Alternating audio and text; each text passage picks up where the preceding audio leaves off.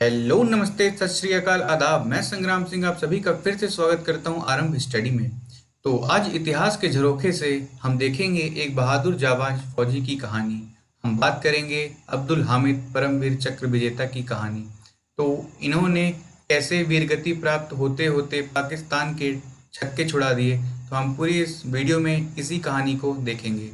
तो इस वीडियो में अंत तक मेरे साथ बने रहिएगा। चलिए पढ़ते हैं।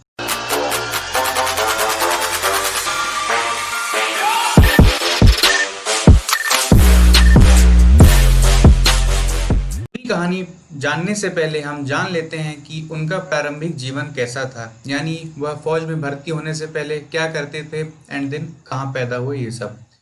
तो अब्दुल हामिद जी का जन्म उत्तर प्रदेश के गाजीपुर जिले के धामोपुर गांव में हुआ था 1 जुलाई 1933 को।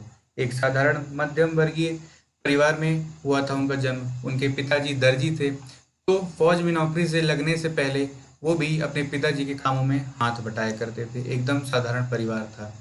फिर उसके बाद उन्होंने भारतीय फौज ज्वाइन की 7 दिसंबर 1954 को। उसमें भर्ती होने के बाद उन्होंने आगे की जर्नी स्टार्ट की।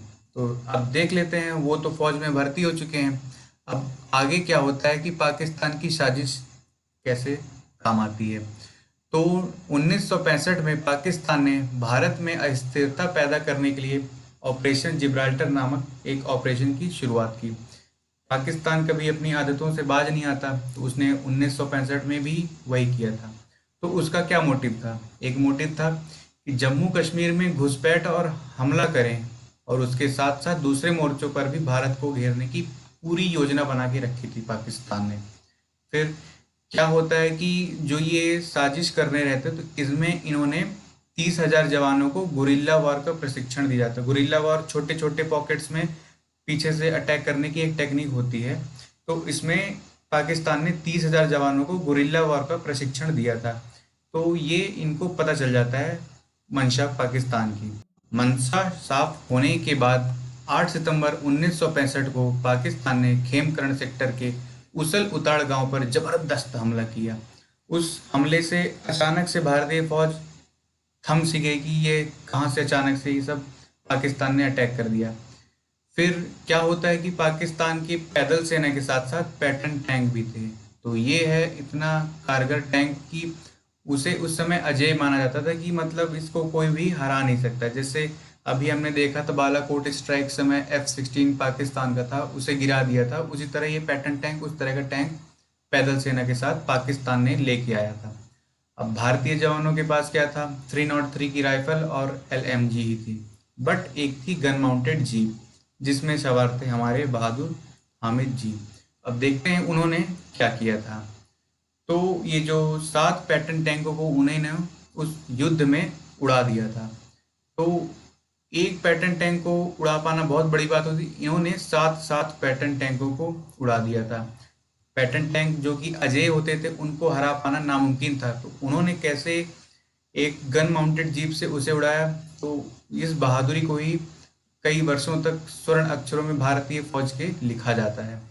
तो इनसे निकलने वाले जो भी गोले हुआ करते थे पैटर्न टैंक से, वह इतना घातक प्रहार करते थे कि उसके आसपास के जितने भी पैदल सेना भारतीय थे, खत्म हो रहे थे। तो अब क्या हो रहा था? पाकिस्तान हावी हो रहा था और भारत पीछे जा रहा था इस पैटर्न टैंक की वजह से। तब आगे आते हैं हमारे अब्दुल हामिद जी। उन्होंने अपनी गन माउंटेड जीप उठाई और एक एक करके 7 टैंकों पर एकदम सटीक निशाना लगाया, और सारे के सारे 7 टैंक उड़ा दिए। अभी और टैंक थे, बट उन्होंने 7 टैंक उड़ा दिए। इतनी बड़ी बात होती है कि जो उनकी आर्टिलरी थी पूरी एकदम सिहल सी गई। अब क्या होता है कि घायल, मतलब सामने पैटर्न टैंक भी तो अटैक कर रहे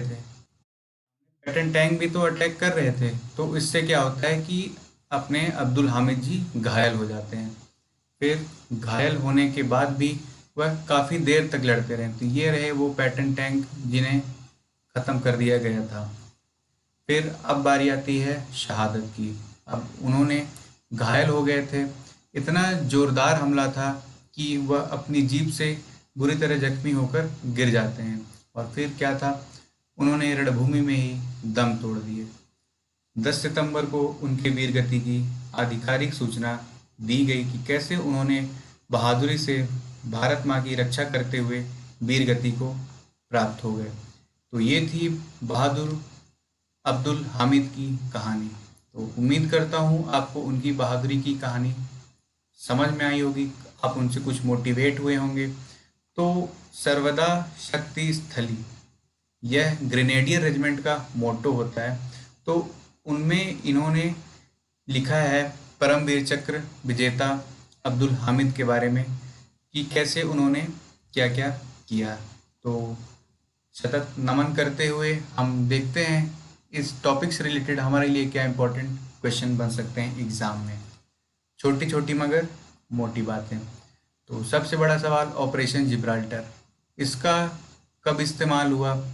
इसका इंडो पाकिस्तान वॉर में 1965 1972, कोई भी ऑप्शन देके पूछ सकता है कि ऑपरेशन जिब्राल्टर कब था, क्या था, किसके बीच में था, ये सब। देन उसके बाद वीरता पदक हमने देखा, परमवीर चक्र विजेता, अशोक चक्र विजेता, महावीर चक्र। तो इनमें क्या ऑर्डर रहता है, कैसे रहता है, highest gallantry award, peace time award, ये सारा कुछ इसमें आ सकता है। देन उसके बाद war honours of the Indian army, Indian army कौन कौन सी युद्ध सम्मान देता है। तो इन सभी क्वेश्चन के आंसर आप कमेंट बॉक्स में दीजिए अगर आपको ये वीडियो समझ में आया है तो इतिहास के झरोकों से ये सीरीज, जिसमें हम इम्पोर्टेंट हिस्टोरिकल इवेंट्स की बात करते हैं, कंटिन्यू रहेगी इसी तरह और भी आगे वीडियोस के साथ। तो इस पूरी वीडियो में मेरे साथ बने रहने के लिए धन्यवाद। आपको ये वीडियो अगर पसंद आया तो लाइक एंड शेयर जरूर करें और इसी तरह और वीडियोस के लिए इस चैनल को सब्सक्राइब करें। जय हिंद, जय भारत।